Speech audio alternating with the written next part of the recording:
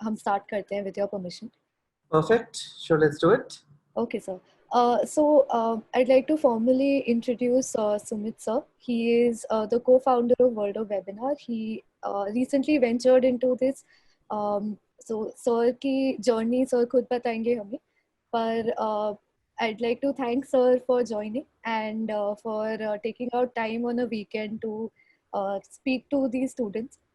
Thank you so much, sir, and thank you to all the participants for joining. Sir आपसे पहला सवाल, आप अपने एजुकेशन और अपनी करियर की जर्नी के बारे में हमें बताइए थोड़ा सा. Interesting.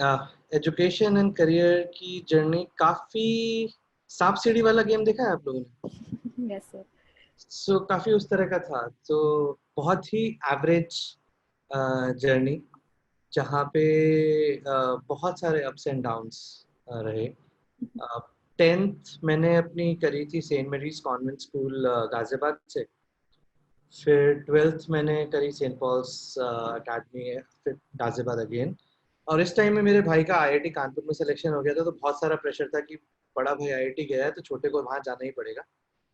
तो वो जो प्रेशर था वो अभी तक बरकरार है कि बड़ा भाई जो करता है फिर वो छोटे वाले को करना पड़ता है. But in a good way. काफ़ी मज़ा आया. वो आईआईटी कानपुर गया, मैं आईआईटी की तैयारी कर रहा था, लेकिन पहले अटेम्प्ट में आईआईटी नहीं हुआ. तो फिर मैंने एमएनआर इलाहाबाद का उस समय होता था यूपीटीयू का एक exam. I am talking about 2003-2004, जब मेरा एक्चुअली नहीं और पहले का, ये तो 98 की बात कर रहा हूँ. 1998 जब एमएनआर इलाहाबाद के सारे यूपी के जितने भी इंजीनियरिंग कॉलेजेस थे उनका एडमिशन कॉमन एडमिशन होता था आईआईटी के जॉइंट एंट्रेंस एग्जामिनेशन के अलावा. और उस टाइम पे आपको फिर काउंसलिंग होती थी. काउंसलिंग के बाद आप जाते थे कौन से कॉलेज में कौन सा ब्रांच चूज करेंगे. तो पहले साल में मेरा वहाँ से एमएनआर इलाहाबाद हुआ, और एमएनआर इलाहाबाद मेरे को प्रॉपर एमएनआर इलाहाबाद नहीं मिला था, मेरे को आईईटी लखनऊ मिला. तो काफ़ी बुरा लग रहा था कि भाई आईआईटी कानपुर में है और फिर मैं एमएनआर भी नहीं मिला है, मेरे को रीजनल आरईसी भी नहीं मिला, और मेरे को सिर्फ लखनऊ मिला है. तो कई बार ऐसा होता था, भाई से बात कर रहे थे तो कुछ होता था तो फिर मेरे को हम लोग कुछ जोक करते थे. मैंने कुछ भी गलती करी, कुछ करा तो फिर कहता था कर दी ना एमएनआर वाली बात. तो वो एक जोक हम लोगों को पूरे टाइम चलता रहता था, विच मोटिवेटेड मी. काफ़ी मेरे को बूस्ट मिलता था कि मेरे को ईयर ड्रॉप करके आईआईटी में ही जाना है. एमएनआर इलाहाबाद के थ्रू जब मैंने आईईटी ज्वाइन किया, आईईटी ज्वाइन करने के बाद जो वहाँ पे पहले 2 महीने में रैगिंग हुई है, उस रैगिंग ने तो मेरे को 110% श्योर शॉट रेडी कर दिया था कि मैं वापस आईईटी में तो नहीं आ रहा हूँ, मेरे को आईआईटी ही जाना है. तो ईयर ड्रॉप किया. ईयर ड्रॉप करने का बहुत ही सिंपल सा रीज़न था. काफ़ी लोगों ने बोला ईयर ड्रॉप मत कर, जॉब में ऐसा होता है वैसा होता है, कुछ ना कुछ प्रॉब्लम्स आएंगी. बट इवेंचुअली बड़ा सिंपल सा एक रीज़न था ईयर ड्रॉप करने का. 62 साल की ज़िंदगी में अगर मैं 1 साल ईयर ड्रॉप करके अपने लिए अच्छी ज़िंदगी बना सकता हूँ तो शायद वो वर्थ है रिस्क लेना. तो मैंने 1 साल वहाँ पे ड्रॉप किया, आईआईटी की तैयारी करी, और सेकेंड ईयर में जब मैं वहाँ पे तैयारी कर रहा था तो मैंने सिर्फ आईआईटी का फॉर्म भरा, मैंने दूसरा कोई फॉर्म भी नहीं भरा, क्योंकि श्योरिटी ये थी कि अगर जाऊँगा तो सिर्फ आईआईटी, वरना नहीं जाऊँगा. Now with that thing in mind, vision वो रखा था. तो कुछ ऐसे दिन भी थे आईआईटी की तैयारी के टाइम पे जब 18 से 20 घंटे एक जगह टेबल पे बैठ के सिर्फ पढ़ाई करिए. सो और बड़ा सिंपल सा फॉर्मूला है आईआईटी क्रैक करने का. 6 महीने 6 घंटे लगातार रोज आप तैयारी कर लो, ऐसा हो ही नहीं सकता है कि आपका आईआईटी में सिलेक्शन ना हो. एंड जब मैं कह रहा हूँ कि रोज, तो इसमें दिवाली, होली, दशहरा, भाई की शादी, बहन की शादी, किसी और की शादी, रिलेशनशिप्स में कुछ और, किसी का संगीत, एटसेट्रा एटसेट्रा, वो कुछ मायने नहीं रखते. वो होली है चाहे दिवाली है या कुछ है, 6 महीने 6 घंटे रोज अगर आप तैयारी कर लेते हो, अगर आप पढ़ाई कर लेते हो, आई गारंटी यू कि आपका आईआईटी में निकल जाएगा। अब वो नया साल हो या दिवाली हो, धनतेरस हो या कुछ भी हो, फर्क नहीं पड़ता। और इतना मुश्किल नहीं है, अगर आप देखो 6 घंटे निकालना 24 घंटे में से कोई बहुत बड़ी बात नहीं है। 2 घंटे सुबह, 2 घंटे दोपहर, 2 घंटे शाम, निकल जाएगा। Absolutely. बट वो 2 घंटे सुबह, 2 घंटे शाम, 2 घंटे रात दोपहर में जो डिसिप्लिन चाहिए, अगर वो डिसिप्लिन आपके अंदर है तो आप आईआईटी डिजर्व करते हो। और अगर वो नहीं है, देन वो सवाल फिर आपको खुद से पूछना पड़ेगा कि क्या आप आईआईटी डिजर्व करते हो या नहीं। तो मेरा बड़ा सिंपल सा था कि मेरे को आईआईटी ही जाना था। एंड जब आईआईटी जाना था तो फिर मेरे को यही करना था, that's what I wanted to do. तो 18 घंटे 20 घंटे भी लगाए, काफ़ी फाइट मारी, आईआईटी हो गया। आईआईटी के बाद मैं बड़ा खुश था कि आईआईटी हो गया, वाओ। वहाँ जाके पता चला कि जितने भी मेरे साथ के लड़के हैं वो सारे 98, 95, 99 परसेंटाइल वाले बंदे हैं, और मैं तो 12th में 72% पे था। वो सारे टॉपर्स थे और मैं बहुत ही एवरेज स्टूडेंट। तो ये कहानी तो कुछ शायद नहीं जमेगी। फिर समझ में आया कि अच्छा, मेरे जैसे और भी लोग हैं जो 70%, 80% वाले बंदे हैं जो कि टॉपर्स नहीं हैं। फिर समझ में आया कि बहुत सारे ऐसे बंदे हैं जो 95, 98% वाले बंदे हैं, लेकिन आईआईटी में आने के बाद उनकी भी performance 6 pointer, 8 pointer, 7 pointer, 5 pointer भी थी। तो लगा कि यार कहीं ना कहीं कुछ गड़बड़ है एजुकेशन सिस्टम के अंदर। जिस तरह से हम अपनी 10th और 12th की परफॉर्मेंस को मेजर करते हैं और उसके बेसिस पे हम कहते हैं कि आप बड़े सक्सेसफुल हो जाओगे जो भी आप आगे करना चाहते हो, वो कहीं ना कहीं कुछ मिसमैच है। क्योंकि जिन लोगों ने आईआईटी में बहुत ज़्यादा 9 पॉइंटर, 8 पॉइंटर नहीं भी लाए, 5, 6 पॉइंटर्स थे, उनकी भी बहुत अच्छी जॉब्स लगती हैं। और कुछ ऐसे बंदे भी हैं जो कि 8, 8.5 वाले बंदे हैं जिन लोगों की बहुत अच्छी जॉब्स नहीं भी लगती। तो ये जो एक कहानी थी, वो थोड़ी सी कहानी बड़ी अजीब सी चल रही थी मेरे साथ में। और ऑल्सो बिकॉज उस टाइम पे मेरे को ये भी समझ में आया कि एक्स्ट्रा करिकुलर के पर्सपेक्टिव से मेरा एक एक्स्ट्रा करिकुलर साइड है जो कि बहुत स्ट्रांग है, जो कि आईआईटी की प्रिपरेशन करने के टाइम पे उतना नहीं मिला। लेकिन जब आईआईटी पहुंच गया और देखा कि बहुत सारे लोगों को डांस करना अच्छा नहीं लगता है, बहुत सारे लोगों को म्यूजिक करना अच्छा नहीं लगता है, उनको डिबेट करना अच्छा लगता है लेकिन मेरे को डिबेट करना अच्छा नहीं लगता है, तो वो डिफरेंसेस पता चलने शुरू हुए। समझ में आया कि जो आपकी खुद की अपनी परफॉर्मेंस है, जो आपका खुद का अपना एक व्यू पॉइंट है, जो आपकी खुद की एक पर्सनालिटी है, उस पर्सनालिटी को पकड़ के रखना, उसमें एक्सेल करना सबसे ज्यादा जरूरी है। जो हम बात करते हैं कि लाइफ इज अ रेस, वो रेस एक्चुअली में है। आई एम नॉट सेइंग कि रेस नहीं है, रेस है। वो रेस लेकिन आपके खुद के अपने साथ है। आप अपने आप का बेटर वर्जन बन सकते हो या नहीं। आप कोई भी कोर्स कर रहे हो, आप वो कोर्स क्यों कर रहे हो? आपको कुछ सीखना है इसलिए आप कोर्स कर रहे हो। आप कोई भी एक सर्टिफिकेट करते हो, आप कोई किसी कंपटीशन में जाते हो, आप कुछ भी जो भी आप कर रहे हो वो क्यों कर रहे हो? आप इस वेबिनार में बैठे हो, क्यों बैठे हो? आप इस वेबिनार में इसलिए बैठे हो कि शायद एक ये बंदा है जिसने अपनी जिंदगी में कुछ किया है, इससे शायद कुछ सीखने को मिलेगा, या फिर हो सकता है सिर्फ बकवास करके चला जाएगा। बट एनी विच वेज कुछ पता चलेगा कि जिंदगी में क्या होता है कैसे नहीं होता है, और शायद हम वो गलतियां जो इस बंदे ने करी है वो ना करें। अगर इस बंदे ने सिर्फ जिंदगी में सिर्फ गलतियां करी हैं, तो आप वो गलतियों की लिस्ट लेके बैठो जो गलतियां मैंने करी हैं, और आप ये लेके चलो कि जो गलतियां मैंने करी है वो ना करो, तो शायद आप बेटर एक प्रोफाइल लेके जाओगे या बेटर एक लाइफस्टाइल लेके जाओगे। सो जो भी आप करते हो उसका रीजन एक ये होता है, राइट? अब इस रीजन से जब आप आगे जाते हो, तो मैंने भी एग्जैक्टली यही रीजन लिया। आईआईटी में बहुत सारा तो मजा आ नहीं रहा था बिकॉज हम तो म्यूजिक वाले थे और अकेडमी भी कुछ खास अच्छे हो नहीं रहे थे। तो फिर लगा कि अब क्या करें, अब म्यूजिक करें या पढ़ाई करें? तो फिर समझ में आया, किसी ने बोला कि देखो पढ़ाई कंप्लीट कर लो, म्यूजिक भी हो जाएगा। इसीलिए लोग कहते हैं, आजकल बहुत सारे मीम्स चल रहे हैं जो कहते हैं कि बेटा इंजीनियरिंग कर लो, उसके बाद में देखना क्या करोगे।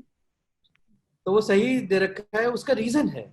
और उसका रीजन ये है कि इंजीनियरिंग एक ऐसा एरिया है आपकी एजुकेशन का, जिसको करने के बाद आप जिस एरिया में जॉब चाहो उस एरिया में आप जॉब लेके जा सकते हो। इंजीनियरिंग के बाद एमबीए कर सकते हो, इंजीनियरिंग के बाद आप फाइनेंस में जा सकते हो, बैंक में जा सकते हो, आईएएस बन सकते हो, पीसीएस की सिविल सर्विसेज, जो भी आप करना चाहो you can do what ever you want. I think engineering का सबसे बड़ा फायदा ही वो है। अगर आप सिर्फ कॉमर्स में लेके जाते हो या आप बीएससी करते हो, तो बीएससी करने के बाद में बहुत सारे आपके ऐसे एरियाज होंगे जहाँ पे आपको लगेगा कि शायद मैं कुछ कमी रह गई और फिर आपको वो गैप्स कंप्लीट करने पड़ेंगे। इंजीनियरिंग अपने आप में काफ़ी कंप्लीट होलिस्टिक सा एक कोर्स है, जिसको आप अगर करते हो तो काफ़ी सॉर्टेड रहेगा। तो मेरे भी आईआईटी हुआ, बहुत अच्छा, चलो डिग्री निकल गई। लोगों ने कहा कि जॉब ले लो। 2001 में जब बबल बर्स्ट हुआ था, पहला रिसेशन आया था, उस टाइम पे फिर से जॉब थी नहीं।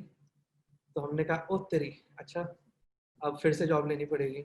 अब जॉब कहाँ से मिलेगी, क्योंकि जो हम लोग का जो रेगुलर आईआईटी वाला जो सिंड्रोम था कि आईआईटी में जॉब्स अच्छी मिलती हैं, कंपनीज आती हैं, हमें नौकरी देते हैं, वो तो नहीं हुआ। 45% of the batch was unplaced after the fourth year। लोगों को जॉब्स ही नहीं मिली, समझ में नहीं आया कि हो क्या रहा है। फिर आउट ऑफ कैंपस लगा, लोगों से बात करी, एक जॉब मिली, समझ में आया कि वो मजा नहीं आ रहा। फिर दूसरी जॉब करी, टेक्नोलॉजी कोडिंग की। टेक्नोलॉजी कोडिंग के लिए समझ में आया कि अच्छा टेक्नोलॉजी में मजा आता है लेकिन कोडिंग में मजा नहीं आता। तो फिर एक बिजनेस एनालिस्ट का रोल किया, पुणे चला गया, पुणे में जॉब करी। उसके बाद फिर थोड़ा सा वहाँ पे मजा आ रहा था तो फिर उसी में थोड़ा सा ग्रो किया। फिर यूएस एमबीए करने का मन था तो जीमैट लिया। जीमैट का स्कोर सही आया, कोई प्रॉब्लम नहीं थी। अप्लाई किया, 4-5 स्कूल से एडमिट आया, स्कॉलरशिप अच्छी थी 80%। लेकिन 2007-8 की बात है, अक्टूबर 2007, जब यूएस की इकोनॉमी क्रैश हुई, फिर से रिसेशन आया, फिर से स्कॉलरशिप 80% की कट के 30% हो गई। लोन अमाउंट जो था वो 15 लाख से 45 लाख का हो गया। उसके बाद फिर समझ में आया कि यार अगर वापस से मैं यूएस जाता हूँ, क्योंकि अभी 2001 वाला बबल बस देखा था, उसको होते होते 2005 हो गया था, 2005 तक सीन सही नहीं हुआ था। तब समझ में आया था कि अगर 2008 में बबल बस्ट हो रहा है, फिर से रिसेशन आ रहा है, तो ये 2012 तक तो जाएगा। तो जब हम 2008-2010 का एमबीए करने की सोच रहे हैं यूएस से, 45 लाख 50 लाख का लोन लेके वापस जाओ, खर्चा करो एक्सेट्रा, चांसेस आर कि शायद नौकरी ना मिले, वापस आना पड़े बिना बिना नौकरी के। क्योंकि बहुत सारे ऐसे साथ के लोग थे जिन लोगों को देखा था कि वो यूएस गए, अच्छे 20 स्कूल्स में गए, वॉर्टन स्टैनफोर्ड में गए, हार्वर्ड में गए, और वापस आए थे 70 लाख का लोन लेके, ऑलमोस्ट 1 करोड़ का लोन आपके सर पे, और आप वापस इंडिया में आके जॉब ढूंढ रहे हो। एंड इंडिया का जॉब मार्केट तो आपको पता ही है, मतलब जब तक आपके नेटवर्क स्ट्रांग ना हो तब तक जॉब मिलना थोड़ा सा प्रॉब्लमेटिक होता है। सो वो हुआ। फिर मैं इंडिया में रुक गया। कैट था नवंबर में, ये अक्टूबर की बात थी जब मैंने उनको बोला कि थैंक यू, मैं यूएस नहीं आ सकता। फिर नवंबर में कैट था, कैट लिया। नेशनल हॉबी है वो तो इंडिया की, कैट लेना, तो सब लोग कैट लेते हैं। तो भर तो रखा था फॉर्म मैंने पहले से भी, कैट लिया, कैट में हो गया। क्योंकि जीमैट की प्रिपरेशन करी थी तो कैट की इंग्लिश बड़ी स्ट्रांग हो गई थी, तो उस वजह से मेरा कैट का परसेंटाइल बहुत सॉलिड आया था। मैथ्स तो इंजीनियरिंग थी तो एनी विच वेज अच्छा रहता ही है हमारा, इंडिया में मैथ्स सबका अच्छा है, थोड़ी सी मेहनत कर लो तो और अच्छा हो जाता है। तो कैट लिया, आई एम लखनऊ हो गया, आई एम लखनऊ पहुंच गए 2010। 2008 में एनीवेज अपनी इकोनॉमी क्रैश हुई थी, 2010 में बहुत ज़्यादा कुछ हुआ नहीं। बट क्योंकि आईआईटी का एक बार बबल बस देखा था तो पता था कि 2010 में क्या होने वाला है। सो आई वॉज मेंटली प्रिपेयर्ड कि अच्छा कहानी में ट्विस्ट यहाँ भी है। तो वो हुआ। फिर उसके बाद जनरल ऑफ कैंपस नौकरियां करी, समझ में आया कि क्या करना है क्या नहीं करना है। फिर से एक्सपेरिमेंट हुए। एमबीए करने के बाद में कुछ सीखा था कि अच्छा ये वाली एरिया में काफ़ी मज़ा आता है, सप्लाई चेन में। जाकर देखा सप्लाई चेन में उतना मज़ा नहीं आया, तो वापस टेक्नोलॉजी में आ गए। तो जबोंग, अगर नाम सुना है सब लोगों ने, तो एक बार मेरे को अपना हाई फाइव या एक हैंड्स अप थम्स अप कुछ करके दीजिएगा, बताइएगा। जबोंग का नाम सुना है किसी ने, सब लोगों ने? यस नो चैट पे। कोई मैसेज करके बता दे। Yes, I have a Shruti hands up. Kumari has heard. Good Shruti, पता चलता है कि आपने शॉपिंग भी करी होगी काफी, तो thank you for sharing our revenue there. तो जबोंग के बाद मेरा जो करियर ग्राफ था वो थोड़ा एक लाइन में गया, बिकॉज मुझे समझ में आया कि मुझे करना क्या है। प्रोडक्ट मैनेजमेंट का रोल मुझे समझ में आया, उसके बाद में फिर टेक्नोलॉजी बिकॉज आईआईटी था, बिजनेस क्योंकि एमबीए था आईआईएम लखनऊ, और फिर डिज़ाइन थोड़ा सा सीखा, तो फिर ओवरऑल एक ये पर्सनालिटी प्रोफाइल थोड़ा सा डेवलप हुआ जो कि प्रोडक्ट मैनेजमेंट का प्रोफाइल है। फिर जबोंग के बाद फिर मैं जियो में गया, जियो मनी का फिर make my trip, times of India group, यात्रा, फिर यात्रा के बाद में मैं हार्वर्ड करने चला गया था एमबीए करने, दोबारा से सेकंड एमबीए, क्योंकि इस बार लग रहा था कि इंडस्ट्री बड़ी अच्छी चल रही है, एमबीए करते हैं दोबारा। 2018 is a great year, lot of people are doing good stuff, economy boom पर है। 2019 में निकल के आया, फिर अभी कोविड आ गया है, तो फिर से अब लोगों ने मुझे बोलना शुरू कर दिया है कि यार जब तू अपना पढ़ाई का प्लान करे तो बता दे, हम अपनी जॉब प्लानिंग उस हिसाब से करेंगे, बिकॉज जब भी तो कॉलेज में जाता है तो इकोनॉमी रिसेशन में आ जाती है। सो 3 बार ऐसा हुआ है, तो फिर काफ़ी इंटरेस्टिंग से एक्सपीरियंसेस रहे। सबसे ज़्यादा मज़ा ये है कि हार्वर्ड के बाद इंटरनेशनल मार्केट ओपन हुआ, एंड जकार्ता इंडोनेशिया में मुझे एक रोल ऑफर हुआ, तो मैं ज्वाइन कर लिया। जनवरी में मैं गया था, फिर मार्च में कोविड सिचुएशन थोड़ी ख़राब होने लगी, तो आई केम बैक इंडिया, आ गए वापस, फैमिली यहीं पे थी। ड्यूरिंग दिस टाइम मेरे को समझ में आया कि वेबिनार्स बहुत सारे हो रहे हैं, सब लोग वेबिनार कर रहे हैं। जब वो वेबिनार कर रहे हैं तो उनको social media, WhatsApp group, Telegram groups, इन सब पे वो लोग अपनी इंफॉर्मेशन भेज रहे हैं। तो उस अपॉर्चुनिटी को ग्रैब करने के लिए मैंने वर्ल्ड ऑफ वेबिनार स्टार्ट किया, and the platform is to, कि जिसको भी अपना वेबिनार करना है, किसी भी तरह का वेबिनार करना है, प्लेटफॉर्म पे आइए, लिस्ट कीजिए, और जिस प्लेटफॉर्म पे आप करना चाहते हैं वो अवेलेबल है। आप हमारे प्लेटफॉर्म पे करना चाहते हैं तो वेबिनार हमारे यहाँ भी कर सकते हैं। सो इवेंचुअली घूमते घामते गाड़ी अभी यहाँ पर आके अटकी हुई है, आगे कहाँ जाएगी पता नहीं, जो होता है अच्छे के लिए होता है। तो ये छोटी सी मेरी कहानी, अगर जो कहानी जैसी भी थी सांप सीढ़ी वाली, वो ये थी। Okay, sir. Very interesting story. I think किसी के करियर में इतने एजुकेशन में इतने अप्स एंड डाउन्स सुन के थोड़ा इंस्पिरेशनल फील और मोटिवेटेड फील होता है when you hear that somebody was able to come out of this.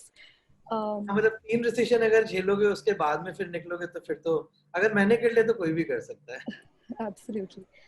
तो सर एक क्वेश्चन जो हमें काफ़ी आता है in such interactions is that कितना इम्पोर्टेंट होता है एक पर्टिकुलर डिग्री, या जैसे आपने you did your engineering then you did 2 MBAs, तो कितना इम्पोर्टेंट होता है MBA करना अपना एंटरप्राइज स्टार्ट करने? एंटरप्राइज स्टार्ट करना और करियर वाला, ये दो थोड़े से अलग अलग पहलू हैं एक ही इंसान के। डिग्री करना, कोर्सेज करना, बहुत ही सिंपल सा आंसर है इसका रितिका। राइट। सबसे इम्पोर्टेंट इन्वेस्टमेंट जो आप अपनी जिंदगी में कर सकते हो वो आपकी खुद की एजुकेशन। आप कहीं से भी स्टार्ट करो एजुकेशन, जब तक आप अपनी एजुकेशन में अपने आप को ग्रो करते चले जाओगे और बेटर और बेटर कोर्सेज करते चले जाओगे, जितना आप अपनी एजुकेशन में इन्वेस्ट करोगे, इवन इफ दैट मीन्स कि आपको लोन लेकर करना पड़ रहा है, लोन लेकर आप फिर से अपनी एजुकेशन में इन्वेस्ट कर रहे हो, आई कैन टेल यू वो आपकी ज़िंदगी का सबसे बड़ा इन्वेस्टमेंट होगा। क्योंकि आप जो सीखते हो वो आपसे कोई छीन नहीं सकता। आपने नई गाड़ी ली, चोरी हो सकती है, घर लिया, भूकंप आके टूट गया। आप कोई भी अगर इस तरह का एसेट में इन्वेस्ट करते हो जहां पर, जो कि काफी फिजिकल एसेट है, वो तो आपसे छीन सकता है। एजुकेशन आपकी एक ऐसी ज्ञान तो है ही, बट ऐसा आपका एक ऐसा ग्रोथ है, एक इस तरह का आपका पावर है जो आपसे कोई छीन नहीं सकता। जितना ज्यादा आप पढ़ोगे, जितना ज्यादा आप सीखोगे नई नई चीजों के बारे में, उतना ही आप अपने करियर में, एंटरप्राइज में, जॉब में, स्टार्टअप में बेटर जाओगे। सो इससे बड़ा तो कोई आपका है ही नहीं है इन्वेस्टमेंट। तो जब मौका मिले, जहां से मौका मिले, पढ़ते रहो, सीखते रहो। सो आपने बोला कि एंटरप्राइज स्टार्ट करना और जॉब लेना, these are two sides to the same person. या तो अगर हम जॉब साइड की बात करें, तो अगर किसी को अपना एंटरप्राइज नहीं स्टार्ट करना, but they want to work at a startup, somebody ऐसी जगह काम करना है जो कि बिल्कुल अभी अभी स्टार्ट हुई है, तो what are the skills that are needed? क्या प्रोफाइल होती है, क्या what is an employer looking for? Employer के पर्सपेक्टिव से आप अगर स्टार्टअप में किसी को ज्वाइन करते हो, सो जब आप, डिपेंड करता है कि स्टार्टअप किस साइज की है, किस लेवल पे आप ज्वाइन कर रहे हो, बट सबसे भी बहुत ही सिंपल सा लेंस होता है जिससे कोई भी एक स्टार्टअप फाउंडर आपको इवैल्यूएट करेगा। और वो लेंस होता है कि इस बंदे को अगर मैंने एक काम दिया तो क्या वो काम पूरा होगा। बहुत ही सिंपल। अब वो हो सकता है कि क्या उसने आपको वेबसाइट बनाने के लिए काम दिया, क्या वो पूरा होगा। हो सकता है कि आपको वेबसाइट बनाना ना आता हो। कोई आपसे ये नहीं कह रहा कि आपको वेबसाइट बनाना आता हो, आना होना चाहिए। अगर आपको आता है तो बहुत बढ़िया। आप अगर उसको बना के आगे लेना चाहते हो तो इवन बेटर। आप किसी और की हेल्प लेके बनाना चाहते हो तो इवन बेटर।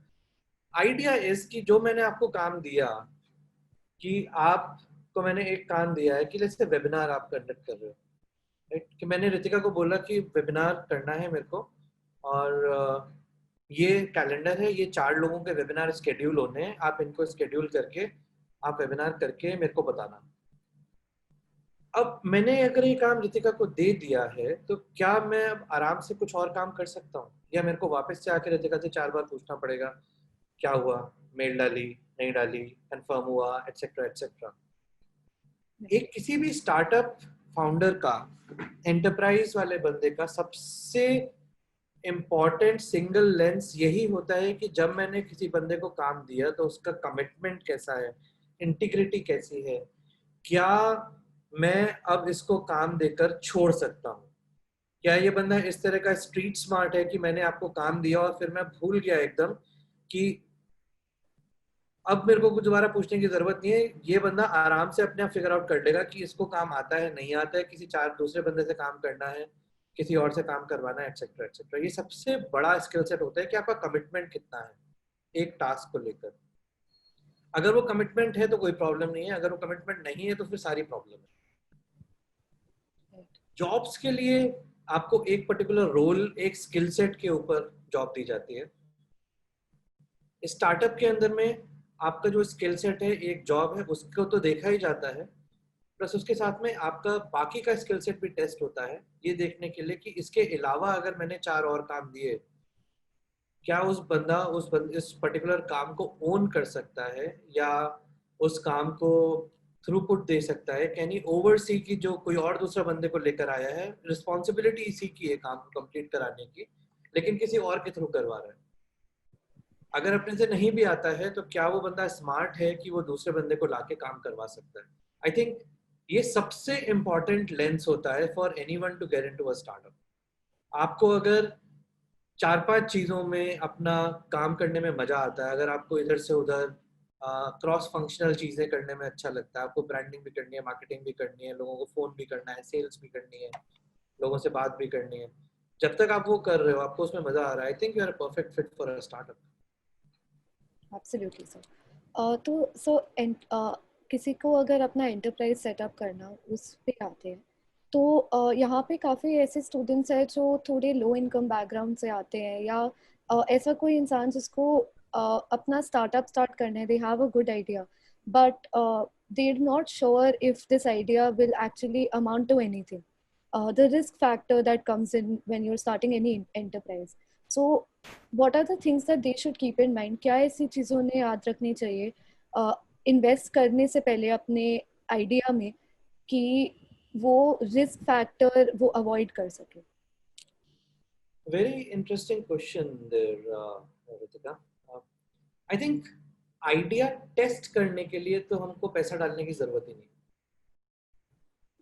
बहुत ही सिंपल होता है। आपको आइडिया टेस्ट करने के लिए आप अपने दोस्तों से बात करो, आप फेसबुक पे जाके अपना एक पेज बनाओ, गूगल के ट्रेंड्स निकालो, कीवर्ड्स में सर्च हो रहा है या नहीं हो रहा है, जिस भी आइडिया के बारे में आप बात करें आपको पता चल जाएगा कि कितने लोग उस आइडिया के अराउंड बात कर रहे हैं, उस आइडिया के अराउंड जुड़ना चाहते हैं। आप अगर कोई प्रोडक्ट या सर्विस स्टार्ट कर रहे हो तो एक सिंपल सा वेब पेज बना लिया जो कि फ्री मिल जाता है आजकल, उस या फेसबुक पे एक पेज बना लिया और उस पेज को फिर आपने अपने लोगों को बोला कि भाई इस पे और आ जाओ, जुड़ जाओ, एक्सेट्रा। उस नंबर ऑफ पीपल जो उस पेज के ऊपर लाइक कर रहे हैं, उसके साथ एंगेज हो रहे हैं, उससे आपको आइडिया लग जाएगा कि जो आइडिया के बारे में आप बात करना चाह रहे हो, जो आइडिया आप बनाना चाह रहे हो, वो कितने लोग उस पर्टिकुलर आइडिया को लेकर एक्साइटेड हैं।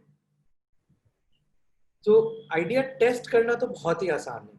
और एक बार अगर आपने आइडिया टेस्ट किया, छोटी छोटी चीजें चेंज करी, पहले आपने अपने वेबसाइट पे छोटा सा कुछ और लिखा होगा या फेसबुक पेज के ऊपर कुछ और लिखा होगा, या लेट्स से आपने व्हाट्सएप पे अपने ग्रुप्स के अंदर एक दूसरा ग्रुप शुरू किया और बोला कि भाई मैं ये नया काम टेस्ट करना चाहता हूँ, ये शुरू कर रहा हूँ, अगर आप इंटरेस्टेड हो तो आप इस वाले ग्रुप में ज्वाइन कर लो। तो जैसे ही आप उस ग्रुप को खोलते हो और लोग ज्वाइन करना स्टार्ट करते हैं, आपको पता चल जाएगा कि भाई अगर एक ही दिन में 250 लोग आ गए फिर तो डेफिनेटली आइडिया में कुछ वर्थ है। और फिर आप उस ग्रुप के अंदर लोगों से बात करना स्टार्ट कीजिए। जैसे जैसे आप उनसे बात करेंगे और उनसे पता चलेगा कि आपकी सर्विस और प्रोडक्ट के लिए लोग कितना पैसा देना चाहते हैं, कितना नहीं देना चाहते हैं, सो वहां से वो आइडिया आपका और ज्यादा फिल्टर होता चला जाएगा और ज्यादा शार्प फोकस्ड होता चला जाएगा। एक बार वो शार्प फोकस्ड आइडिया होता चला गया, फिर आपको समझ में आ गया एग्जैक्टली कि मेरे को अपने आइडिया में ये चीज बनानी है और इस चीज के लिए मैं इतना पैसा चाहती हूँ या चाहता हूँ, वो भी आप व्हाट्सएप ग्रुप, फेसबुक पेजेस के थ्रू कर सकते हो। टेस्ट करना तो बिल्कुल भी प्रॉब्लम नहीं है, डिपेंडिंग ऑन कि ये टेस्ट कैसा चल रहा है, कितने लोग इसके बारे में बात कर रहे हैं। अगर आपको लगता है कि आइडिया स्केलेबल है, काफी डिमांड हो सकती है, दूसरे और शहरों में भी इसकी डिमांड हो सकती है, पैन इंडिया है, इंटरनेशनल है, अकॉर्डिंगली यू चूज कि आपको इसके अंदर पैसा डालना है नहीं डालना है। एन ईजी वे इसके, आपने फेसबुक पे पेज बनाया, फिर आपने उसको छोटा सा 100 रुपये 200 रुपये डाल के डाला कि आपने ऐड रन कर दिए 200 रुपये डाल के, और फिर देखा कि एड की टारगेटिंग आपकी किस तरह से हो रही है, किस तरह के लोग उसके साथ जुड़ रहे हैं, क्या वो आपके टारगेट ग्रुप है या नहीं है। आपको अपना एड डेली ट्वीक करना पड़ेगा टू अंडरस्टैंड कि जो टारगेटिंग आप चाह रहे थे वहीं पे टारगेटिंग हो रही है या नहीं, जिस तरह के लोगों को आप एड दिखाना चाहते थे उनको दिख रहा है या नहीं। फिर अगर वो लोग आपके पेज के ऊपर लाइक कर रहे हैं, एंगेज कर रहे हैं, तो फिर आई think you should definitely jump on the idea, definitely. Right, sir. तो सर अगर suppose after this step a person says कि चलो this is the idea that I would want to work on. How much time should a person work on it alone? खुद अपना idea खुद refine करे, फिर थोड़ी धीरे धीरे करके एक टीम रिक्रूट करे, and then at what stage in your enterprise should you approach somebody to fund you? देखिए, जरूरी नहीं है कि आपका आइडिया को फंड होना ही है। बहुत सारे बिजनेसेस ऐसे होते हैं जिनको फंड्स की जरूरत ही नहीं है, जहाँ पे ऑपरेशंस की कॉस्ट आती है। तो इट्स एक्चुअली, ये बड़ा इंटरेस्टिंग है ये वाला सवाल कि सब लोग अभी फंडिंग के पीछे भाग रहे हैं, बट एक्चुअली में जो सबसे अच्छे बिजनेसेस होते हैं वो वैसे होते हैं जहाँ पे फंडिंग की जरूरत ही ना पड़े और सारा बिजनेस आपके पास है। क्योंकि जैसे ही आपने बंदे से 10 लाख रुपए लिए, 20 लाख रुपए लिए, आपको अपनी जो स्टार्टअप है उसका एक हिस्सा दूसरे को देना पड़ेगा, राइट। तो जैसे ही आपने फंडिंग उठाई, फंडिंग के साथ में वेल पैसा तो आ गया आपके पास, लेकिन ये समझना बहुत जरूरी है कि जो पैसा आया है वो आपको अपने खर्चे के लिए नहीं आया है, वो धंधा बड़ा करने के लिए आया है। लोग को ये लगता है हमारी स्टार्टअप की जो स्टोरीज हैं, सक्सेस स्टोरीज, वो कुछ इस तरह की हैं कि जब फंडिंग आई तो लोगों ने अपनी सैलरीज खुद की काफी ज्यादा बढ़ा ली। तो वो कहीं ना कहीं मेरे को लगता है काफी गलत एक प्रेसिडेंस सेट हुआ है, जहाँ पे लोगों ने अपनी सैलरी सडनली 1 लाख 2 लाख महीने की थी, अब फंडिंग आने के बाद में अपनी सैलरी बढ़ा के 10 लाख रुपए कर ली, जो कि साल की 1.5 करोड़ 2 करोड़ के अराउंड हो जाती है, और आपने अपने एम्प्लॉयज को कुछ भी पैसा नहीं दिया। सो वो जो प्रेसिडेंस एक रहा है इंडियन स्टार्टअप इकोसिस्टम के अंदर में, वो काफी गलत एक प्रेसिडेंस सेट हुआ है। एक्चुअली में स्टार्टअप आप कर रहे हो और एक बिजनेस बना रहे हो तो उसको इस तरह से बनाओ कि जितना भी प्रॉफिट आ रहा है आप फिर से उसको बिजनेस में री इन्वेस्ट करो। री इन्वेस्ट करने के बाद वो अपना बिजनेस और ज्यादा बड़ा होगा। पहले वो 2x जाएगा, फिर वो 3 गुना होगा, फिर वो 5 गुना होगा, फिर वो 10 गुना होगा, और वो पैसा आपका मल्टीप्लाई होते होते होते होते अपने आप बड़ा होता चला जाएगा। किस टाइम पे किस तरह का टैलेंट आपको हायर करना है वो आपको पता चलता रहेगा कि आपको अभी ऑपरेशंस का बंदा चाहिए, या आपको अभी मार्केटिंग का बंदा चाहिए, या आपको वेबसाइट अभी बनानी है, बिना वेबसाइट के भी काम चल जाएगा, या आपको सेल्स के बंदे चाहिए जो डोर टू डोर जाके सेल्स करेंगे। आप कोशिश ये करिए कि आपको फंडिंग उठाने की जरूरत ही ना पड़े। आपने एक डील करी, आपने वहां से कुछ प्रॉफिट बनाया, आपने फिर से धंधे में री इन्वेस्ट कर दिया। आपने दूसरी फिर 2 डील करी, वहां से थोड़ा सा और आपका धंधा आया, फिर आपने उसको री इन्वेस्ट कर दिया, फिर आपके पास अभी 3 डील का सक्सेस स्टोरी हो गया। आपने उन 3 डील्स को अपना सक्सेस स्टोरी लेके अपने आगे के लोगों को 10 लोगों को और बताया कि भाई हमने देखो 3 डील को सक्सेसफुली क्लोज कर दिया है और डिलीवर कर दिया है। तो फिर बाकी लोगों को लगेगा कि अच्छा आप जो कर रहे हो वो सीरियसली कर रहे हो। धीमे धीमे करके ये अपने आप बिल्ड होना शुरू हो जाएगा। फंडिंग की जरूरत होती है जब आप आज ही एकदम से 10 गुना बढ़ना चाहते हो। अब कोई भी इंसान आपको फंडिंग तब देगा जब उसको समझ में आएगा कि 10 गुना बढ़ने के लिए मेरे को मार्केटिंग में स्पेंड नहीं करना, या अगर मेरे को 10 गुना अपने आप को बढ़ाना है तो मेरे को 10 गुना के ऊपर जितना पैसा दिया है, मेरा खुद का जो पैसा मेरे को वापस मिलेगा 3 साल बाद वो भी 10 गुना ज्यादा मिलेगा। मैंने 3 लाख रुपए दिए आज आपको, और आप 3 साल बाद मेरे को 30 लाख रुपए वापस कर रहे हो। Right. अगर वो चीज निकल के आ रही है कहानी में तो कोई भी फंडिंग दे सकता है, और उस टाइम पे आप जो फंडिंग मांगोगे वो आप एग्जैक्टली पता होगा कि आपको फंडिंग क्यों चाहिए। आपको अपने 10 लोग हायर करने हैं जो कि आपके लिए सेल्स करके आएंगे, या आपको 10 लोग हायर करने हैं जो आपके लिए ऐप बनाएंगे, जो फिर ऐप बनाने के बाद में 1 लाख लोगों के पास जाएंगे। सो वो पूरा जो वैल्यू प्रोपोजिशन हम बोलते हैं और जो ग्रोथ कहानी की हम ग्रोथ स्टोरी के बारे में हम बात करते हैं, वो निकल के कि बिजनेस मॉडल क्या है, प्रोडक्ट क्या है, कितने लोग आपके साथ काम करना चाहते हैं, नहीं करना चाहते। एक बार आपने वो मॉडल सही से बना लिया और आपको पता चल गया कि आपको एग्जैक्टली किस लिए पैसा चाहिए और पैसा मरेगा कहाँ से, how are you rotating money in the whole system, वो आपका स्टार्टअप का पार्ट है। बट कोशिश कीजिए कि जितना हो सके कि आपको आपको फंडिंग ना लेनी पड़े, और अगर फंडिंग लेनी पड़ रही है तो आप अपनी इक्विटी कम से कम उस बंदे को दें, क्योंकि फिर उसको वैल्यू नजर आएगी कि आप अगर आपने 10-20 लाख रुपए लिए तो किस लिए लिए, और 10-20 लाख रुपए आप उस बंदे को 40 लाख दोगे, 60 लाख दोगे, 1 लाख 10 लाख दोगे, या 1 करोड़ दोगे, वापस कितने टाइम में दोगे, वो कहानी थोड़ी सी होनी बहुत जरूरी है, और उसके बेसिस पे फिर आपको ये वाली डिसीजन मेकिंग आती रहेगी। Right, sir. So this was something that we discussed in a previous session also, that starting an enterprise is like painting on a blank canvas. आपको नहीं पता कि आप कहाँ से start करो. So अगर यहाँ पे कुछ budding entrepreneurs हैं, they have an idea but they don't know how to go about it. What is a general checklist, a very basic checklist that one should have in their minds कि ये वाली चीजें हमें करनी है अगर हमें ये इनिशिएटिव हमें एंटरप्राइज बनाना है? सबसे पहले तो आइडिया वैलिडेट कीजिए, वेरी वेरी इंपॉर्टेंटली। आप आइडिया वैलिडेट करने के जैसे मैंने तरीके बताए, आप फेसबुक पे ग्रुप बना लीजिए, व्हाट्सएप पे लोगों से बात कीजिए, गूगल फॉर्म काफ़ी अच्छा एक टूल है जिसके थ्रू आप सर्वे कर सकते हो, लोगों के सर्वे बना के फिर आप उसको लेते चले जाओ।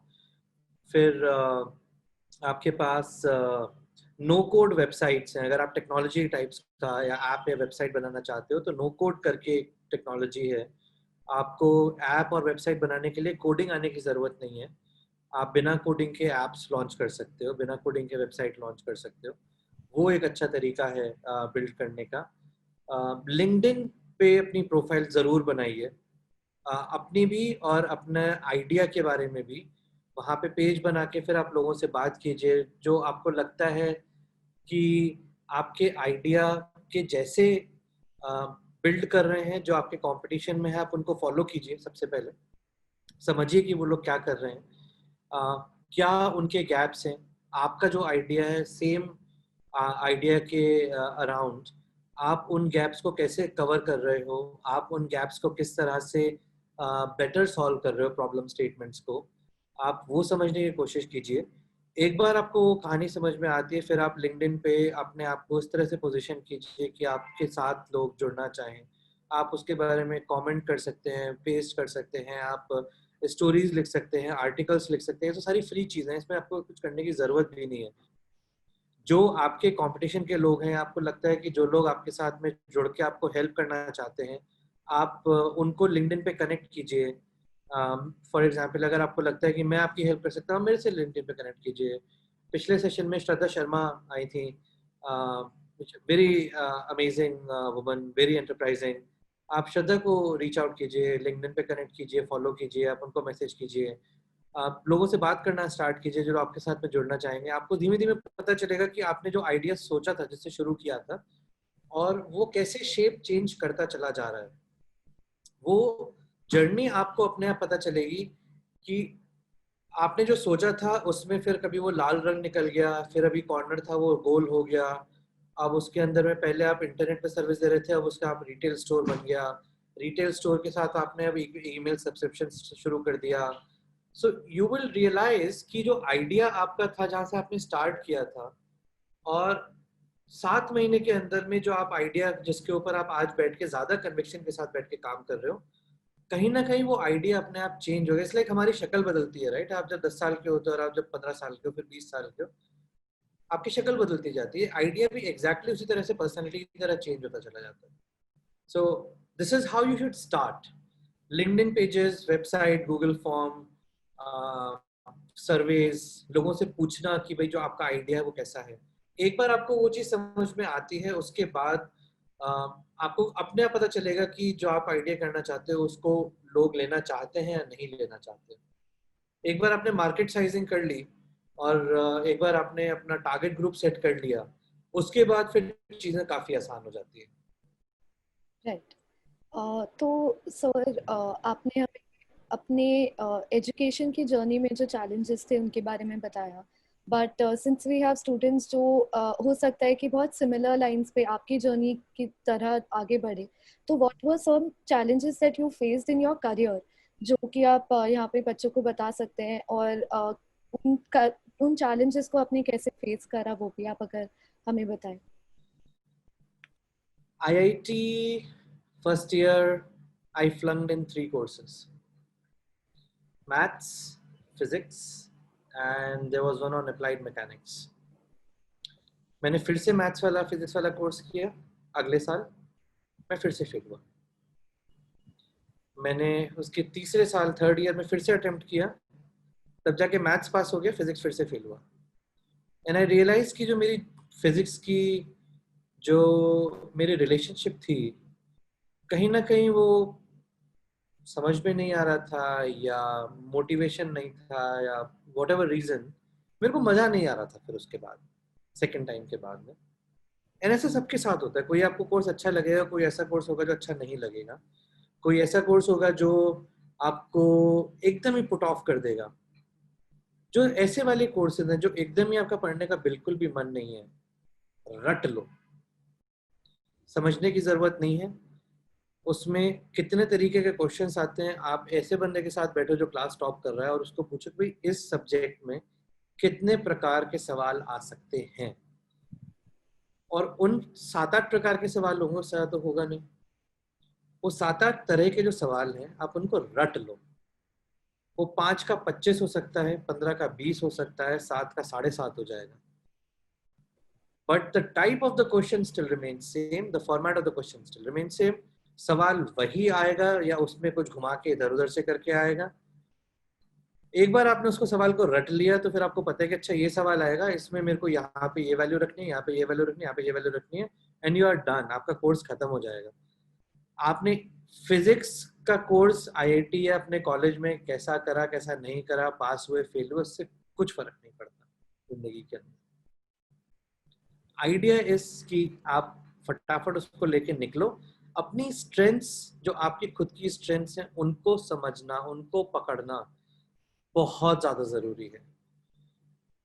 So my biggest advice is कि अगर आपको कोई एक कोर्स नहीं पास हो पा रहा है, या आपको कोई एक कोर्स में मज़ा नहीं आ रहा है, आपको लगता है कि इंजीनियरिंग में या जो भी आप आर्ट्स का कॉमर्स का कोर्स कर रहे हो उसमें मज़ा नहीं आ रहा है, आपकी जो पर्सनालिटी है, जो आपकी लाइफ है, आपके इस एक 3 साल के कोर्स की वैल्यू से बहुत ज़्यादा इम्पोर्टेंट है। So please for God sake अपने आप को कभी ये मत सोचना कि you are good for nothing. ये मत सोचना कि मेरे को ये कुछ नहीं आता, मैं जिंदगी में बर्बाद हूँ, मुझे लाइफ इतना खराब हो गया है, क्वीन की तरह बैठ के रोने से कुछ फायदा नहीं है। फायदा सिर्फ इस बात का है कि आपको पता चल गया कि अच्छा आपको मैथ्स में मजा नहीं आ रहा है, तो आप ये ढूंढो कि मैथ्स के जो कोर्सेज है उनको पास कैसे करना है। आपने मैथ्स के कोर्स पास कर लिए, कोई आपसे ये नहीं पूछने वाला कि आपको फुरियर ट्रांसफॉर्म करना आता है या नहीं आता है, आपको लाप्लासियन इक्वेशन सॉल्व करनी आती है या नहीं आती है। मैंने जिंदगी में आज तक कभी लाप्लासियन इक्वेशन यूज भी नहीं करी है। फॉर एग्जाम्पल कोर्सेज में जो पढ़ाया जाता है स्कूलों के अंदर में और हम जो एक्चुअली में जॉब में करते हैं, जमीन आसमान का अंतर है। But then there is a reason why they teach you, और वो रीजन बहुत इंपॉर्टेंट है। उससे आपका मेंटल बैरियर ओपन होता है काफी और चीजों को समझने के लिए और आगे दुनिया को एक्सप्लोर करने के लिए। तो वो करना बहुत जरूरी है, उसका आइडिया होना बहुत जरूरी है। लेकिन आइडिया होने का मतलब ये नहीं है कि आप उसमें 90% लेकर आओ। अगर आपसे पास नहीं हो रहा, फाइंड अ वे, पास करके आगे निकलो। कोई एक ऐसा कोर्स आपको जरूर मिलेगा जिसमें आप नेचुरली 99% लेकर आओगे, जिसमें आपके आसपास कोई और कंपटीशन में होगा ही नहीं, and you own that piece, you own that day, you seize that day and you make that day count for others। जहां पे वो जो रेस है वो आपकी खुद की रेस है, वो दूसरे की रेस नहीं है। और जब वो दिन होगा ना, फिर आप बैठ के स्माइल कर रहे होगे, बाकी लोग सोच रहे होंगे लाइफ इतना खराब हो गया है। But Absolutely, sir. लाइफ खराब नहीं है, लाइफ तो है जो है। रेस आपका खुद के अपने साथ है, डोंट वरी अबाउट इट। कुछ नहीं आ रहा तो find a way, just move on, keep walking, very important. Right, sir. Absolutely. So one question related to the ecosystems of enterprises in the country. What are the provisions? Are there any provisions of government supporting startups? How can somebody who is, say, based in Bihar wants to start their own enterprise? How can a person like that go out and approach the government to support their startup? I think government के काफी सारे अभी हाल फिलहाल में तो startup India का इतना बड़ा मूवमेंट था, मेड इन इंडिया का इतना बड़ा मूवमेंट चल रहा है, तो उसमें काफी लोगों ने अप्लाई किया है। Best one of the best ways to move forward is MSME, ministry of small and medium enterprises. वो लोग काफी सारे स्किल डेवलपमेंट कोर्सेज भी करते हैं, काफी सारे ऐसे प्रोग्राम्स करते हैं फ्री ऑफ कॉस्ट। जैसे डिजिटल मार्केटिंग का एक उन्होंने कोर्स किया था जो मैंने उनके लिए किया था, जहाँ पे फ्री ऑफ कॉस्ट वो लोगों को सिखाते हैं। आई थिंक डिजिटल मार्केटिंग एक ऐसी चीज़ है जो कि सबको आनी चाहिए। आप कुछ भी कर रहे हो, डिजिटल मार्केटिंग आपको आना बहुत ज़रूरी है।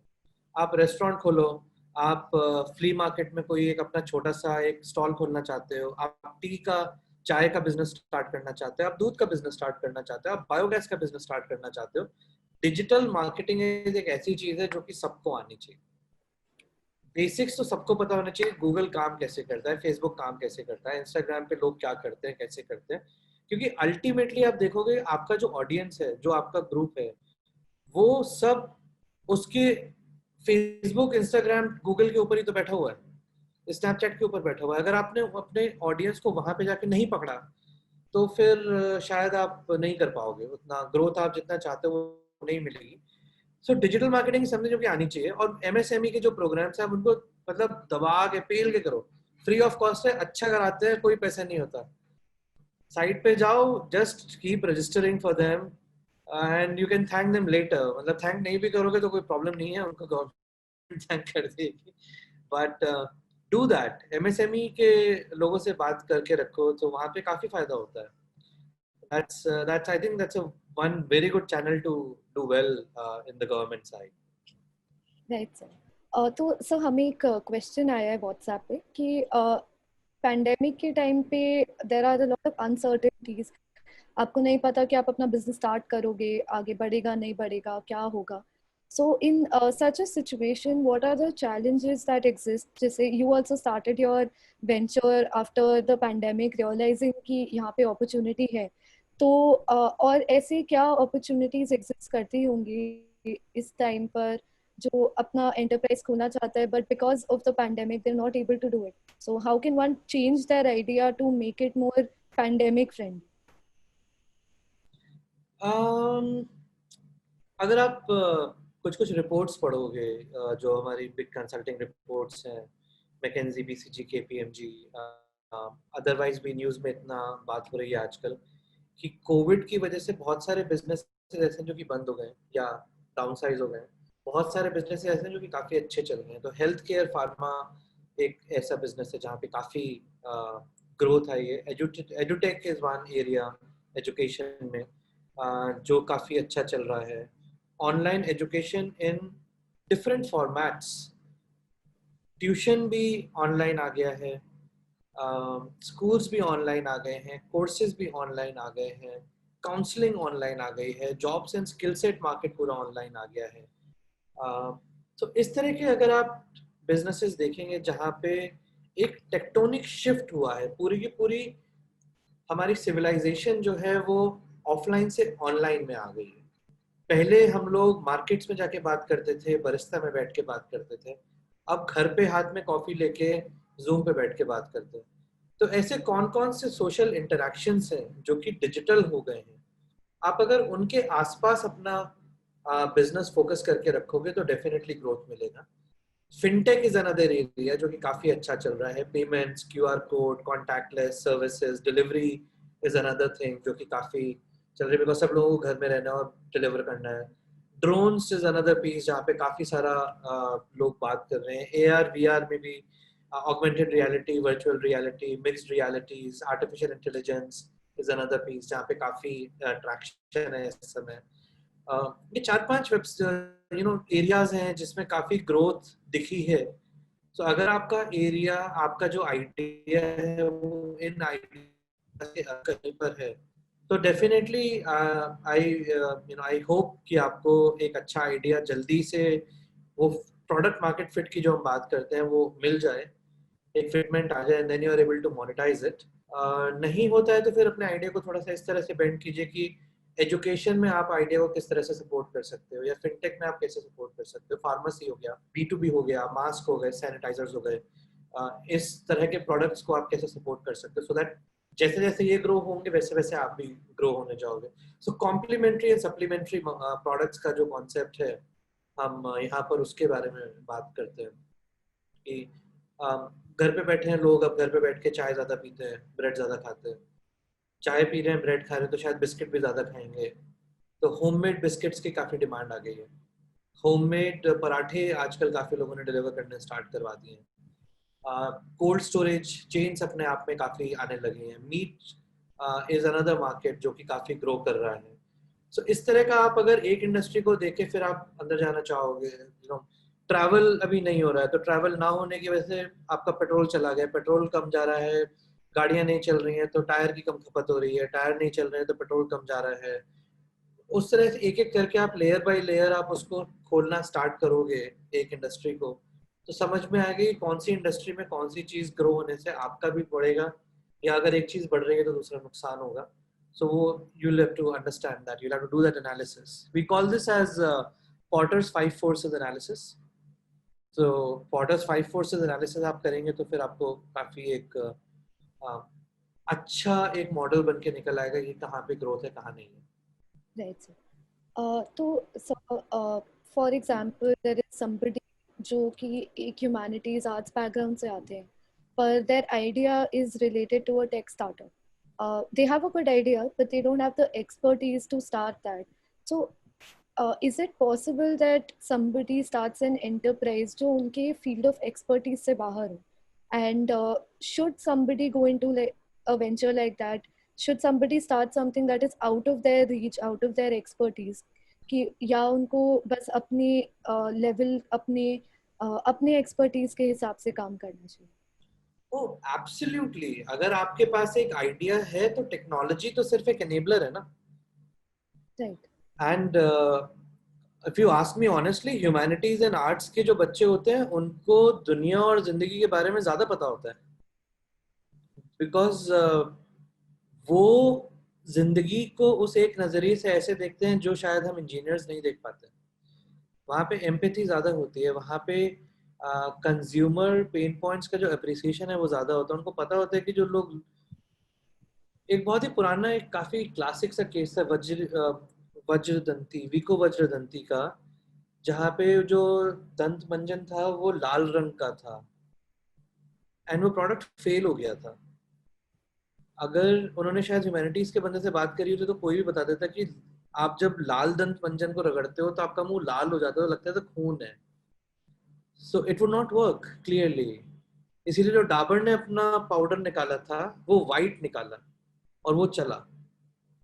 सो ये जो अंडरस्टैंडिंग है कंज्यूमर बिहेवियर की, ये ह्यूमैनिटीज वाले ज्यादा अच्छे से करते हैं रादर देन इंजीनियर्स। हम लोगों को फिर भी लगता है कि प्रोडक्ट बनाया, अरे बहुत बढ़िया, काम तो कर रहा है ना, दांत तो साफ हो रहे हैं ना। So there is a binary system 0 and 1 with engineers, whereas for people in humanities and arts, उनके 0 और 1 के बीच में इतने ज़्यादा states होते हैं जो इन लोगों, जो ह्यूमैनिटीज के बच्चे ज़्यादा अच्छे से समझ पाते हैं। शेप्स का, साइजेस का, कलर्स का आर्ट्स और ह्यूमैनिटीज के बच्चों को ज़्यादा पता होता है। आपने एक वर्ड, एक कंटेंट कैसे लिखा है, वो ह्यूमैनिटीज के बच्चे जो होते हैं वो ज़्यादा अच्छे से अप्रिशिएट कर पाते हैं रादर देन इंजीनियरिंग। इंजीनियरिंग में भी good at building stuff, but build होने के बाद में उसका फीडबैक कैसे लेकर आना है वो तो ह्यूमैनिटीज और आर्ट्स के बच्चे ही बताएंगे। And it's very easy actually, जैसे मैंने पहले भी ये बताया कि नो कोड सॉल्यूशंस को आप उठाइए, आपको कोडिंग करने की जरूरत ही नहीं है, आपको टेक्नोलॉजी आना बिल्कुल भी इंपॉर्टेंट नहीं है। उसके बावजूद आप अपनी ऐप और वेबसाइट बना के लॉन्च कर सकते हो। एक ऐप है ग्लाइड एप्स के नाम से, एक नाम है अडालो, देन देर इज bubble.io। ये कुछ इस तरह के प्लेटफॉर्म्स हैं जिनको आप यूज कर सकते हो बिना कुछ कोडिंग करे वेबसाइट और एप्स बनाने के लिए। मे बी मैं चैट में लिख देता हूँ, this is glideapps.com, adalo.com and bubble.io। या जस्ट गो फॉर इट। ये तीन आपको मिल गए हैं, आप, आपको कुछ करने की जरूरत ही नहीं है, आप अपना ऐप बनाओ और काम चालू करो ना, क्या टेंशन है। You don't have to go to a tech person at all. जब अपना बड़ा धंधा करना होगा बाद में कर लेंगे, बट आइडिया वैलिडेट करने के लिए बहुत अच्छे प्लेटफॉर्म्स हैं। Right, sir. One question that has come in the chat box is, how do we manage our human resources well? As somebody who has started their own enterprise, we've heard that startup culture alag hota hai, work culture alag hota hai. So how can somebody create a good work environment as somebody who is the leader of an enterprise? And how do you ensure, especially in the times of the pandemic, that everybody has holistic growth as employees? Interesting question. So world of webinar हम लोगों का जो मेरा venture है, मेरी को founder UK में है, मेरी एक डिज़ाइनर बांग्लादेश में है। हमारे पास 5 डिज़ाइनर्स की टीम है। एक डिज़ाइनर बांग्लादेश में है, एक डिज़ाइनर चेन्नई में है, बाकी के 3 डिज़ाइनर्स कहाँ पर है मेरे को नहीं पता। मेरी जो टीम में जो कंटेंट का बंदा है वो मेरे से व्हाट्सएप पे बात करता है, वो दुनिया के किस कोने में मुझे नहीं पता, मैंने पूछा ही नहीं। कंटेंट में Shweta helps me do the content, which part of India she comes from I don't know। So that goes to say कि जब तक आपका काम और कमिटमेंट और ट्रस्ट का रिलेशनशिप स्ट्रांग है तब तक आपका ग्रोथ और आपकी कंपनी का ग्रोथ होलिस्टिक रहेगा। बिकॉज अगर वो ट्रस्ट रिलेशनशिप है तो जो, and it has to be an open relationship, very important. You as a leader ये बहुत इंपॉर्टेंट होता है कि आप अपनी टीम के लिए एक ओपन एनवायरनमेंट क्रिएट करो जहाँ पर आप उनको एक ऐसा प्लेटफॉर्म प्रोवाइड करो कि वो अपना व्यू पॉइंट एक रख सकते हैं आपके सामने, उनको जो मन करना चाहता है बोलने का वो बोल सकते हैं। उनको ये 2 बार सोचना नहीं पड़ता है, 5 बार सोचना नहीं पड़ता कि क्या बॉस को गलत लगेगा। वो जो बॉस कल्चर है वो किल कर दीजिए। Treat everyone with equal respect and dignity. जब तक आप अपने सबसे जूनियर मोस्ट बंदे को भी आराम से जूम पे बैठ के बात कर सकते हो, आप उसके करियर के बारे में बात कर सकते हो, वो आपको अपने करियर के बारे में बता सकता है। I think that is the most valuable asset that you have.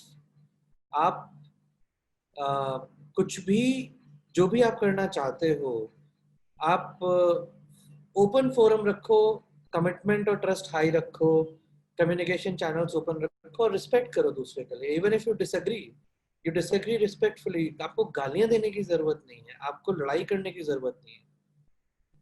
Instead of raising your voice, make your argument more valuable. जब तक आपका आर्ग्यूमेंट में ज्यादा वेट है, तब तक आपका वैल्यूएबल आर्ग्यूमेंट रहेगा।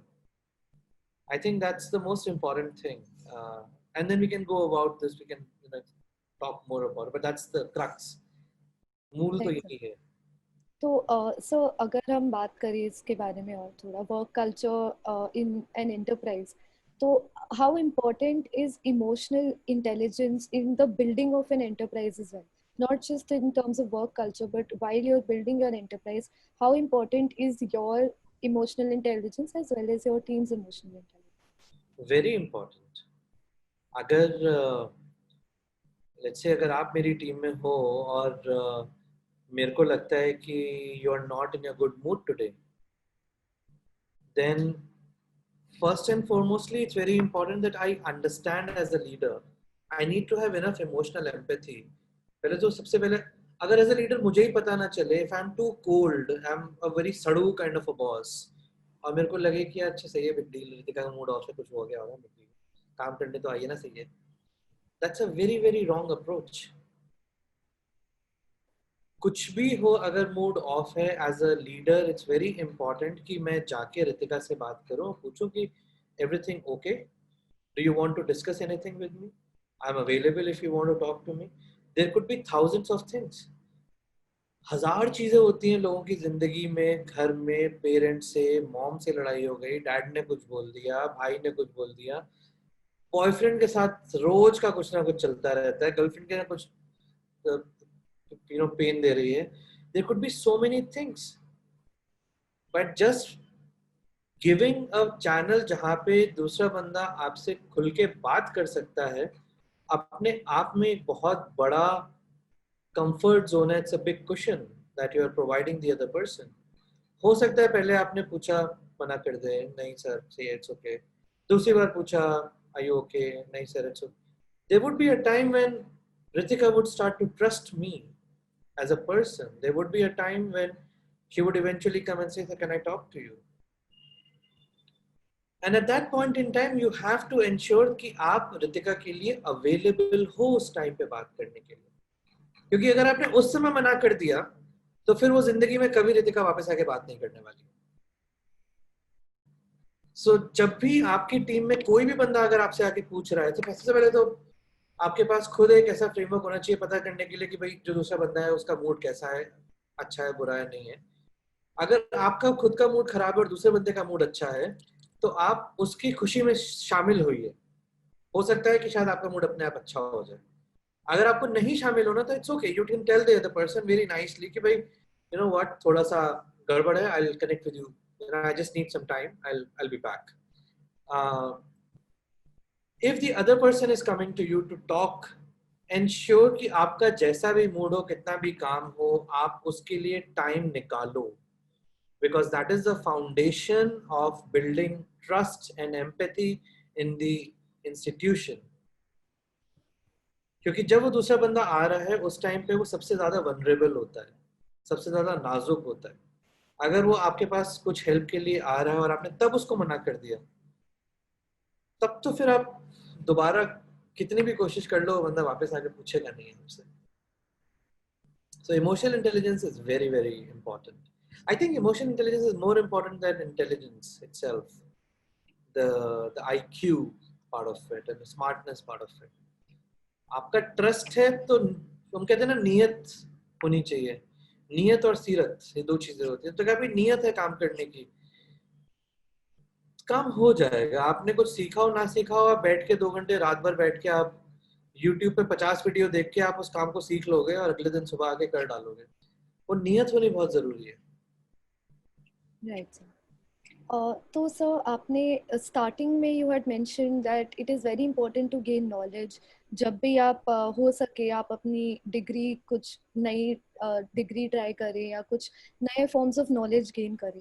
तो for somebody who is coming from a background where they can't afford to go to college too many times, या ऐसा कोई बैकग्राउंड है जहाँ पे उनके पास समय नहीं है फुल टाइम कॉलेज जाने का, या फुल टाइम अपने आप को इन्वेस्ट करने का पढ़ाई में, तो ऐसे लोगों के लिए how can they learn new things, how can they keep track of new things, से फाइनेंस वर्ल्ड में क्या चल रहा है, एंटरप्रेन्योरियल वर्ल्ड में क्या चल रहा है, इन सब चीज़ों को जानने के लिए क्या नॉलेज बेस, क्या चीज़ें वो रेफर कर सकते हैं? सो द क्वेश्चन इज कि हम क्या क्या पढ़ सकते हैं, कैसे अपने आप को अपस्किल कर सकते हैं, राइट? अगर टाइम नहीं है ज़्यादा, यूट्यूब जिंदाबाद, नंबर वन।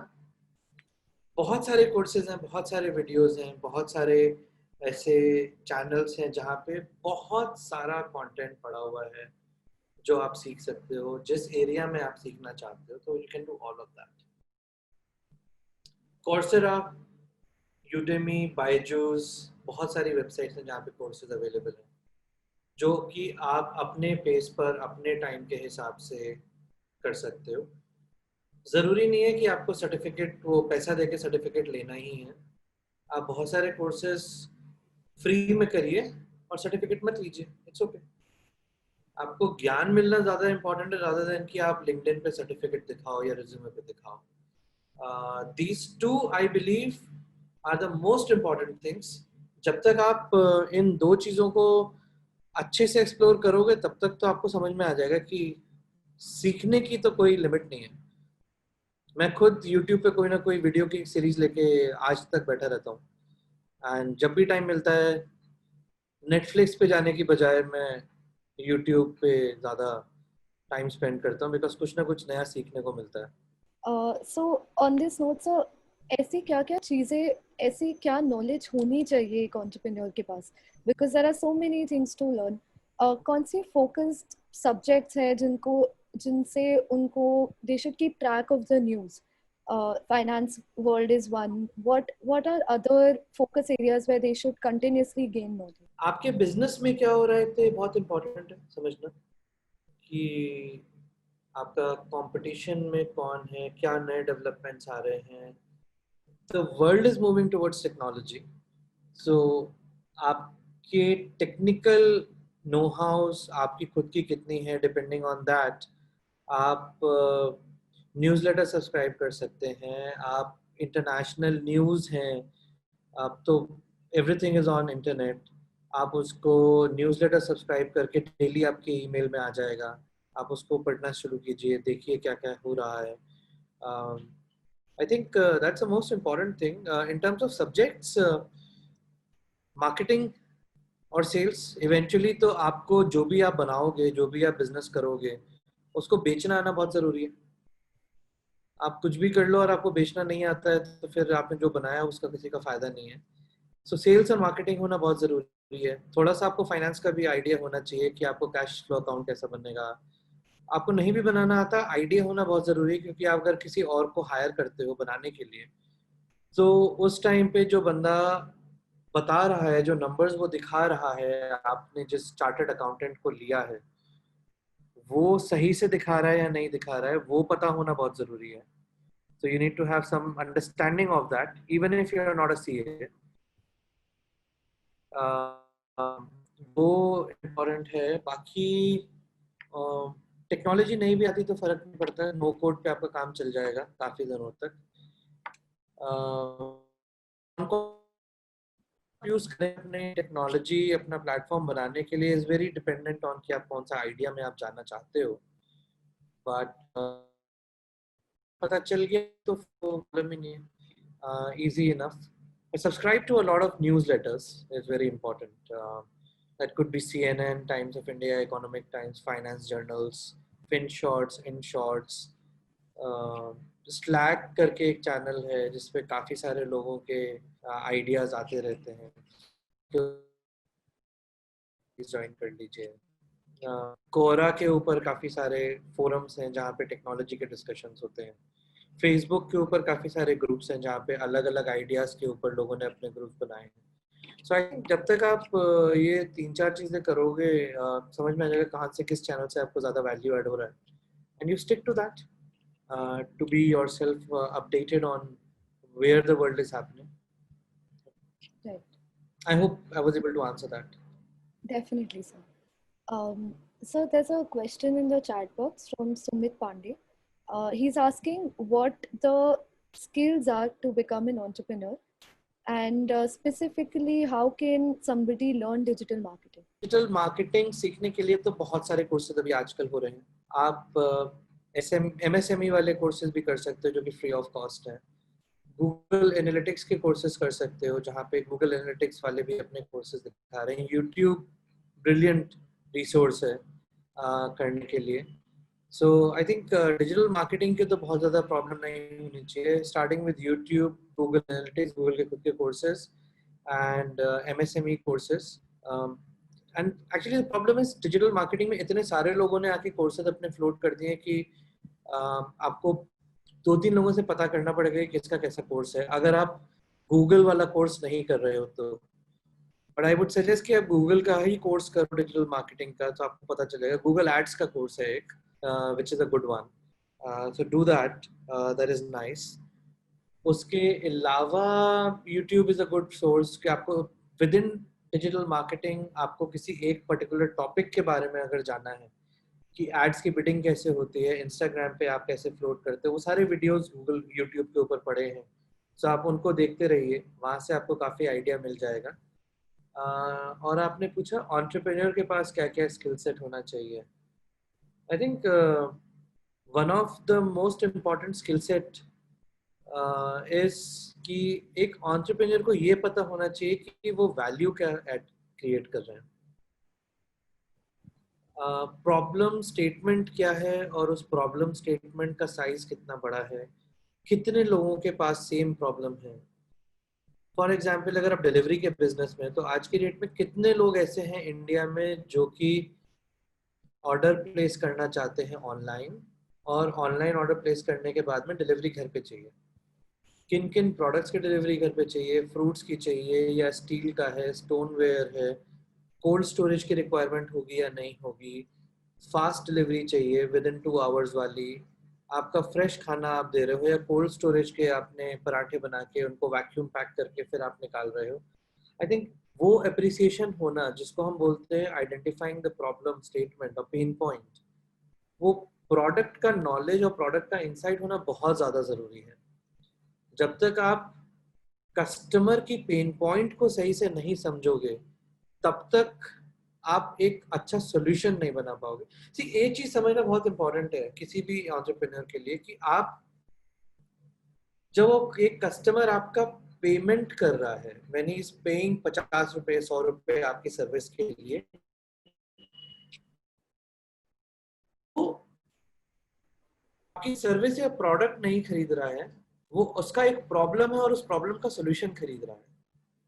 आपका लैपटॉप अगर हैंग हो रहा है, आपका मोबाइल क्रैश हो रहा है, आपका घर पे लाइट का प्रॉब्लम है, घर पे अगर लाइट की प्रॉब्लम है तो इन्वर्टर से आपका सोल्यूशन आएगा या नहीं आएगा, या आपको जनरेटर चाहिए। सो जो सोल्यूशन आप दोगे, आप उस प्रॉब्लम का सोल्यूशन दोगे। आप ये नहीं दोगे कि आपकी प्रॉब्लम ये थी और प्रॉब्लम को हम इरेडिकेट कर रहे हैं। आप जो अपना सपना बताओगे, आप फेयर एंड लवली की बात करो। फेयर एंड लवली जब लोगों ने बनाई तो जो प्रॉमिस बेची वो बेची कि आपका जो स्किन है वो बेटर हो जाएगी, कलर अच्छा हो जाएगा, ब्ला ब्ला। हालांकि उसके ऊपर काफी सारी डिबेट अभी चल रही है कि वो एथिकल मार्केटिंग है या नहीं है, बट पोजिशनिंग थी। वो ड्रीम आपको ये दिखाया कि जो ड्रीम है वो आपका खुद का एक बेटर पर्सनालिटी है, आपकी खुद की एक बेटर मोर कॉन्फिडेंट पर्सनालिटी है, जो शायद इस वजह से निकल के आ रही है क्योंकि आपका अब रंग थोड़ा गोरा हो गया है। I don't agree to that whole idea, that's a different story, but जो पोजीशनिंग थी वो इस तरह की थी, जहां पे उन्होंने बोला कि आप फेयर एंड लवली लगाओ आपको बेटर होगा। मेंस वाली एक शाहरुख खान की क्रीम आई थी निकल के, द प्रॉमिस वाज कि आप क्रीम लगाओगे सडनली आपका कॉन्फिडेंस बेटर हो जाएगा। That is a positioning. As an entrepreneur आपका वैल्यू ऐड क्या आप लेकर आ रहे हो, आपके उस सोल्यूशन को लाने की वजह से आपके कंज्यूमर की जिंदगी में क्या फर्क पड़ेगा, वो चीज का पता होना एंटरप्रेन्योर के लिए बहुत ज्यादा जरूरी है। That's the most important skill set. आप अगर करें वो वैल्यू ऐड आप कैसे लाओगे, टेक्नोलॉजी से लाओगे या मार्केटिंग से लाओगे या प्रोडक्ट रीसेल करके लाओगे, वो अलग कहानी है। But the most important skill set is क्या आप उस वैल्यू को देख पा रहे हो, जो वैल्यू आप ऐड कर रहे हो या नहीं। Right. So I hope Sumit आपका आंसर, आपको आपके सवाल का आंसर मिल गया है। अगर आपके पास कोई फॉलो अप क्वेश्चन है तो आप चैट बॉक्स में डाल सकते हैं। So till then, couple of last questions from our end. What do you think is the current status of the entrepreneurial ecosystem in India? What do you think are the things that are lacking? क्या चीजें missing है अभी entrepreneurial ecosystem से? एक चीज जो कि काफी मिसिंग है, एंड आई थिंक वो हमारी इंडियन सोसाइटी में ही इन जनरल मिसिंग है as a society per se, is the way we want to help each other. तो हेल्प लेनी होती है लोगों से, हम 10 तरीके ढूंढ लेते हैं, पर जब हमको हेल्प देनी होती है हम उसकी हेल्प करने के लिए आगे नहीं आते।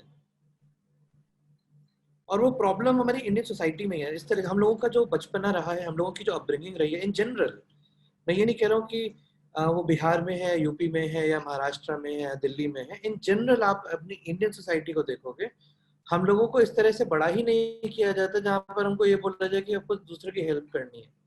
हमको सबसे पहले ये सिखाया जाता है कि हमें दूसरे का फायदा कैसे उठाना है, और वो फायदा उठा के हम कैसे अपना पैसा बना के निकल जाए।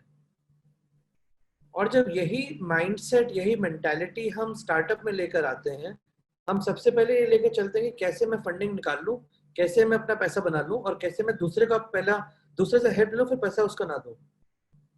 वो हमारा एक हेल्पिंग माइंडसेट इकोसिस्टम के अंदर भी काफी मिसिंग है।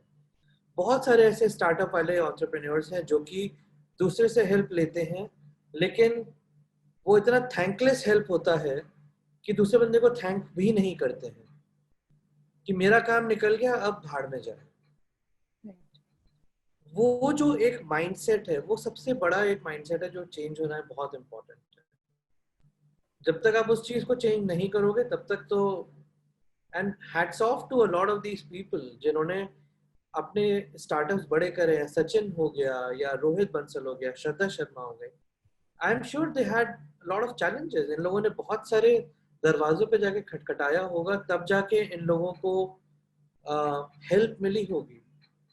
बट अगर हम ऐसा एक इकोसिस्टम बना सके जहां पर एज एन एंटरप्रेन्योर आप जाओ, आप एक सवाल पूछो और आपको लोग, फेसबुक, क्या हम एक फेसबुक बना सकते हैं लोगों के लिए, स्टार्टअप इकोसिस्टम के लिए, जहां पे आप गए, आपने सवाल पूछा और आपको जवाब मिल गया, कोई भी जवाब दे दे, हेल्प कर दे। आई थिंक वो एक इकोसिस्टम का ना होना इंडिया में सबसे बड़ा प्रॉब्लम है। और अगर वो मेरे को मिल जाए तो फिर as an entrepreneur, as a startup guy, I would be most, I would be the happiest person. Absolutely, sir. So I think with this, we've come to the end of the questions from our side. So what would be the one final word of advice that you would like to give to these students, not just for their enterprises, but also because you've seen a lot of ups and downs in your career and your education. What is that? What are the advice that you want to give to them for their education as well as for their enterprises and their career? Honesty very important. खुद से, अपने parents से, अपने दोस्तों से please please please honest रहिए, क्योंकि सबसे पहला जो आपको हेल्प मिलेगा अपने लिए, आपके आइडिया के लिए, किसी भी चीज पे आप काम करोगे उस सब के लिए, is going to come from your family and your friends and help. Integrity, जो आपने बात बोली है, जो शब्द आपके मुंह से निकले हैं, वो वेद वाक्य होना चाहिए। आप अगर किसी बारे में डेटा बारे में बात कर रहे हो, आप एक इंडस्ट्री के किसी इंसाइट्स के बारे में बात कर रहे हो, जो आप बोलो वो 100% सच होना चाहिए। जब तक आप वो नहीं बोल रहे हो, जब तक आपका ये सच नहीं है, तब तक लोग आपकी बात को भरोसा नहीं करेंगे। I think that is the most valuable thing as a person that you can do. और फिर आप ये चीज पर्सनल एनवायरनमेंट में लेके चले जाओ या आप इस चीज को अपने स्टार्टअप में लेके जाओ, ये चीज तो दोनों जगह काम करेगी कि आपका जो सच है, आपका जो मूल वेद वाक्य है, आप उस पर कितना खरा उतरते हो। आप आज झूठ बोलोगे, कल को आपकी यही रेपुटेशन आगे जाएगी, फिर बोलेंगे कि जो आप स्टार्टअप में बात करना चाह रहे हो, जो आप स्टार्टअप के बारे में बोल रहे हो, आपने पहले झूठ बोला, आपका स्टार्टअप भी झूठा है। सो वो रेपुटेशन तो बहुत जल्दी ट्रैवल करती है इंडिया के अंदर, खासकर ग्रेपवाइन हमारा इतना स्ट्रांग है। हम लोगों का there is a reason why हमारे यहाँ प्राइम टाइम पे एकता कपूर के सीरियल्स बहुत अच्छे चलते हैं। वो ग्रेपवाइन हमें बड़ा अच्छा लगता है और वो होना भी चाहिए। हमारा सोसाइटी, हमारा कल्चर उस तरह का है। बट लर्निंग लेना बहुत ज़रूरी है कि आप सच रहो अपने आप से, अपने दोस्तों से इंटीग्रिटी रखो and keep investing in your own self. I think बहुत इम्पॉर्टेंट है अपने आप में री इन्वेस्ट करना, अपने आप को अपस्किल करना, नए एरियाज को डेवलप करना, क्योंकि जब तक आप वो नहीं करोगे तब तक कंपटीशन हमेशा आपसे आगे चलेगा। So you need to be a better version of yourself and competition से आगे बढ़ना तो इम्पोर्टेंट है ही। I think these are the 3-4 things which I would want you to do as people. मेहनत से मत डरना बस। जब तक आप मेहनत करने से नहीं डरोगे तब तक कोई भी प्रॉब्लम छोटी नहीं है, मतलब बड़ी नहीं है। आज नहीं तो कल आप मेहनत करते रहो, छोटी हो जाएगी। ओके सर, आई थिंक इससे ज़्यादा अगर स्टूडेंट्स के पास अगर कुछ भी वर्ड ऑफ एडवाइस, इससे ज़्यादा I don't think anything can be more beneficial to them, not just the knowledge with respect to enterprises and entrepreneurship that you've given them, but also small things जो life में उनके बहुत helpful होगी। So I'd like to thank you sir for joining us today and for So just to add one more thing, yes sir. one more Yes, thing. sir. I'm going to add one more thing. I think we talked about that and we did not close that completely.